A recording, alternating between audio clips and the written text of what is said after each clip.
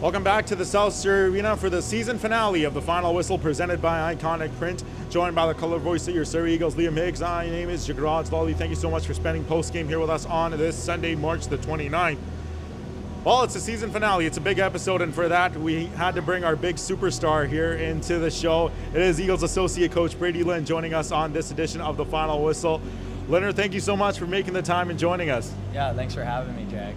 Well, first off, let's start off with a general outlook of the season. Obviously, results-wise, not the season that you guys wanted to have, perhaps, but the group really started to come together after the trade deadline. You saw some big wins, like the win in Cowichan and even the win Friday in Alberni.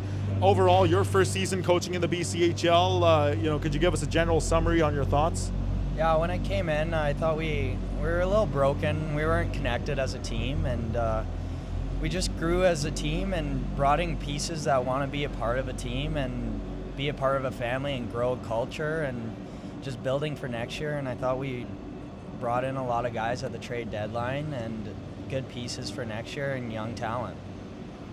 Yeah, I think my first question for you will be a little bit looking ahead to next year, but what are you most excited about here in the offseason?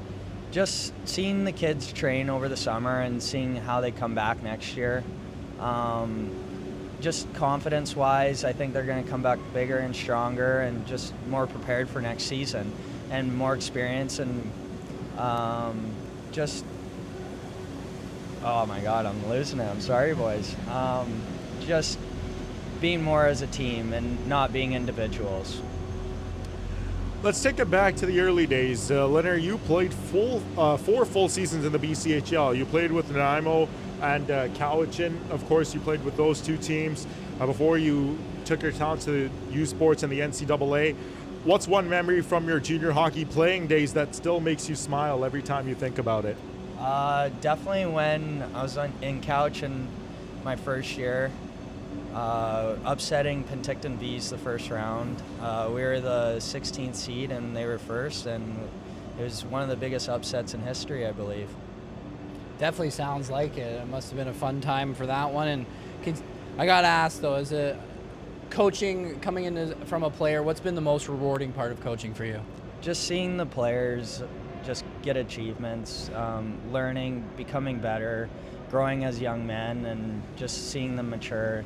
I just love when they get some success and just that smile on their face. I really enjoy that. I love teaching them stuff and then them succeeding.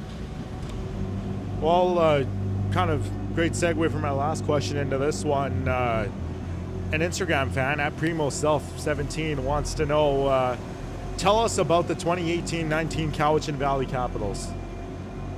That was a great group of guys, really good team, just a complete fun season, great guys. Still talk to a lot of them, as Primo is one of the guys, a part of that team, and just one of the best teams I've ever been a part of, and great coaching staff and a lot of memories on that team. I'll get things started off here with our first of many fan questions for yourself from @Brady35Smith. Who's the best Brady? I'll give it to Brady Smith. Smitty finishes off his junior hockey career here today. I don't know if you saw that save 5 minutes into the third period. He was out of net, dives back to make a great glove save. And, I mean, not just the saves he's made, but the human being that Smitty is. What can you say about him? Just an all-around guy. He's a leader in the room. He's a leader on the ice. He always comes prepared. Like I said in our post-game interviews all the time, he's always our number one guy, and he has a bright future ahead of him. He just needs to keep doing that, and hopefully he has a long future in hockey, and I'm sure he will. He just needs a good opportunity, and he'll go a long way with that. Yeah, I'm definitely excited to see what comes for Smitty. I thought he's been time and time again the best player on the ice, so we'll have to see what's in store for him. But I got to ask, I've always wanted to ask a coach this before, especially one who used to be a player. I know myself, I used to be pretty superstitious. Was there anything that you've carried over from being a player, any pregame superstitions? Have they changed, or are they still the same? Just same routines. Like, if something's working, I'm not going to change it. As a player, it was a little different. Like, I would tie my skates up a certain way. I'd tape my stick at a certain time. I'd have my skates on at a certain time. as a coach, just do my lineup sheet at a certain time and stuff like that. It's a little different, but just routines. That's the big thing. Next question from me, Leonard. You're a Victoria guy through and through. You bring that island sort of grit, I like to call it, to the mainland. How's the transition from, being on the island, playing hockey on the island, even coaching on the island, to being in Surrey felt? It was really nice. Just bringing that compete that I've always been taught by my coaches and like how I played, and then just showing the kids over here how to compete and go to the next level and be a better hockey player. Fair enough. And continuing with a bit of a theme of you being a Victoria guy, is there any spots that you make sure you stop at when you're on the road with the boys? With the boys, we went to Quest reality games. That's about it, really, but nothing else. We don't really have that much spare time on our hands, where it's just hockey orientated, and that's about it. Shout out to the Taco Fino in Victoria too. That was a great taco I had out there. I'm not gonna lie. We had went to the Taco Fino, you and I did, here in Surrey, and you promised me, Jag, when I take you to the one in Victoria, you're gonna like that one even a bit more. You weren't wrong, and amongst other places in Victoria as well, we had a great time that road trip. Continuing on a bit about your playing career, your connection in hockey, Leonard, after playing professionally in both Europe, you played in the U.S. as well with Evansville, the Thunderbolts. What ultimately made you decide to hang up the skates and jump behind the bench full time? That's a hard one. I haven't really thought about that too much. Just felt it was time? I just felt it was time. I thought I was slowing down a little bit, and I just thought I wanted to move careers, and I wanted to be involved in hockey still. And I just really, I coach in the summers when I come home every season, and I always loved just coaching kids and like seeing them, just teaching them. I just love seeing them evolve and be better and just develop. I don't know what it is, but it's fun. It's fun to see someone succeed and get the stuff that I never got to experience, like going Division I or even getting drafted to the NHL or something like that. It's nice to see other people succeed, live through them. Well, Brady, now that you are a coach, I gotta ask, what's been either the easiest or the hardest thing you've had to do as a coach that you didn't really think about when you were a player? Just try not to be too buddy-buddy with the kids. I gotta be a little meaner. I know they relate to me a lot because I'm close in age with them, but there's a time and place for it, and I did learn pretty quickly on that, and I thought I did a pretty good job, but it's definitely a big transition. Leonard, another fan question at Jacob12 Bernardo says, how about them Cougs? When he's talking about that, he means the Victoria Cougars and the BCHL, who had a big win to tie up their series, the final series. Game 2 tonight. Eagles affiliate player Simon Smanchek also got a goal in the game as well. I know you started off the year coaching with the Victoria Cougars. What can you say about your time with them and the organization there? Just another great group of kids, and I miss you all, boys, and I hope you guys bring home the championship.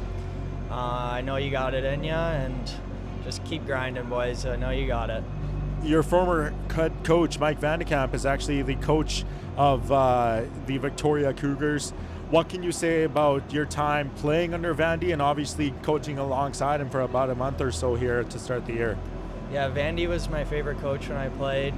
He gave me a lot of opportunity. I learned so much from him as a player. That he made me the player I am. Well, I was. And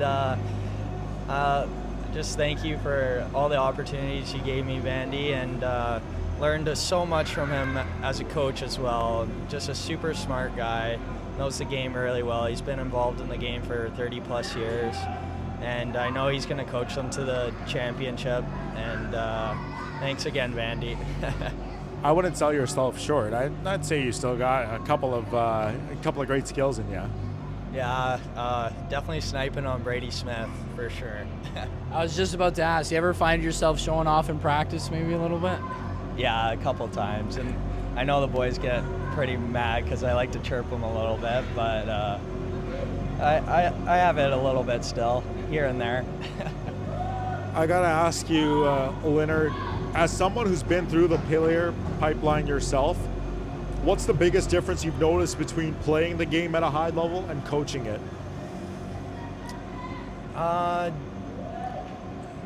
That's a tough one. Yeah. We're putting you on the spot here. No, seriously, Jag. When you were playing, I felt like things were happening a lot quicker, and on the bench, you can really digest the game and break it down a lot more, and then you can come into the room on the intermissions and just really break it down over video as well. I just thought it slowed down a lot more when I was on the bench, and then when I was playing, it was a lot faster. And when you're out of breath or just tired, you gotta really slow it down, but it's hard to when your brain's not working as fast as it should be. Well, my final question for you here, Leonard. What's one thing since being a part of the Surrey Eagles that surprised you the most? Just the guys didn't quit this year, which is awesome. I know we had so much negative stuff happen this year, and just not getting the wins and stuff like that, and stuff not going our way, but the guys never quit, and I was really surprised by that, and I'm proud of those boys, and I'm just happy that we never got quit out of them. That was awesome to see. Tyler Morellis asks you, tell us a bit about Island Greens. It's a golf company that I started last year or 2 years ago. It's inspired by island golf, and it's just beautiful over there, and it's one of my biggest hobbies that I do, so I just had fun with it, and now making some merch and playing golf. There you go. We gave you a free plug. I think we deserve a couple of lids now. Yeah, seriously. I gotta ask you, Leonard. I know you love European countries. You love being out. You obviously played there as well. I gotta ask, man. I'd be remiss if I didn't ask this. What are your thoughts on the country of Sweden? Great country. I heard people. Great people. I heard it's really beautiful over there. Yeah. No, I've also heard it's pretty beautiful out there too. Looking back on your entire hockey playing career, is there one game or moment you'd love to relive, and why? Sorry, what's that? If in your hockey playing career, is there one game that you'd ever want to relive, and what would it be and why? Probably my first pro game. Went down there. I was super nervous. It was Star Wars night, pretty packed barn, and got to score my first goal in my first game, and I got to point up at my best friend, Date, who passed away the year before, and just something super memorable for me that I'll never forget. Yeah, and it just means all that much more when you can pay tribute to someone who meant so much to you. I got to ask you, Leonard, a final question here for you. Is there any message that you have first for Surrey Eagles fans, and then your family, your friends, even the players that you've coached that have helped you get to this point, starting off with Eagles fans? Say it one more time, I'm sorry. Is there any message you have for Surrey Eagles fans who have continued to support your team all throughout the season amidst the ups and downs? Just thank you. We had amazing crowds all year. The support was amazing, and even though that we couldn't get you guys a lot of wins this year, you guys still supported us no matter what, and thank you guys. We couldn't do this without you. Any message for your family and friends that have helped you get to this point in your hockey career? I just want to say thanks to my mom and dad and my stepmom. I couldn't do this without them, and they just raised me the right way, and just thank you guys. And they supported me throughout this whole journey. They came to so many games this year and at home, and I just miss you guys, love you guys, and you guys are the best. And any message for all of your players in that locker room who, like you said, just refused to quit until that final whistle? Keep your head up, come back confident, and let's win a championship next year. I'm with you on that, Shane. Leonard, I got to say, from that day you walked in the coach's locker room, obviously I didn't know who you were, first of all. I know Passy brought you in, but I think since then you've become one of my best friends, and I enjoyed talking to you every day, and here's hoping we get to run this back and get a couple more wins next year. Yeah, appreciate that, Jag. You are my best friend too, bud. There we go. That is Eagles associate coach Brady Lynn joining us on the season finale of the final whistle. I gotta say, Higgs, he might be up there for the best episode of the season. Yeah, 100%. I also hope we get more than just a couple of wins next year. Here's hoping. Higgsy, to you, thank you so much for being such an incredible co-host. I think great first season of the show, and I definitely do think after having discussions with our boss, our director, Mark Richard, we have to talk about plans for this show to come back next year. 100%. All right, Eagles fans, that is another episode of The Final Whistle, the season finale. Season 1 is complete of The Final Whistle presented by Ikonik Print. Thank you to everyone for tuning in all season long. This show is so special. We're sending you out with beats in the background, music in the background, and we can't wait to hopefully run this show back next season. Special thank you to our presenting sponsors, Ikonik Print, for their support as well. To our director, Mark Richard, for being so kind with his time in filming this after every Eagles home game. The support truly means the world. I'll be back next season with another season of The Final Whistle presented by Ikonik Print. Till then, we wish you a great off season. Thanks for watching The Final Whistle presented by Ikonik Print.